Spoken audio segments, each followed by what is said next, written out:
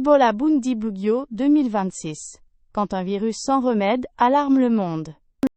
Le 17 mai 2026, l'Organisation mondiale de la santé a décrété une urgence de santé publique de portée internationale, face à une épidémie d'Ebola d'un type particulièrement redoutable.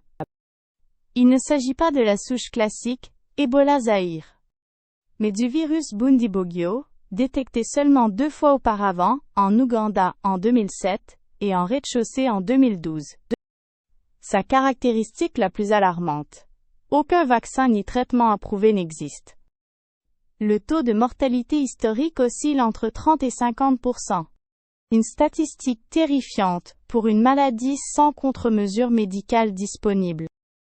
L'épidémie a débuté dans la zone minière de Mongwalu, province d'Ituri, en rez-de-chaussée.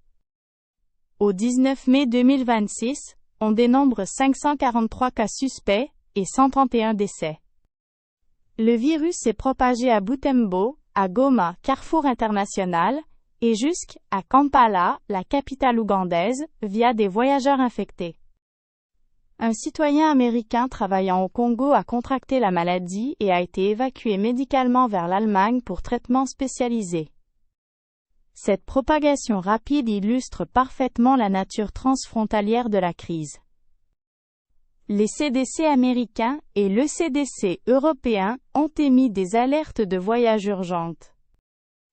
La transmission du virus Bundibugyo nécessite un contact direct avec les fluides corporels, ce qui la distingue des virus respiratoires et limite sa vitesse de propagation en théorie. Mais dans des zones de conflit actifs et à faible capacité médicale, le traçage des contacts et l'isolement des cas s'avèrent extrêmement difficiles. Les équipes médicales internationales sont déployées en urgence sur le terrain. Des essais cliniques accélérés sont lancés pour trouver un traitement efficace.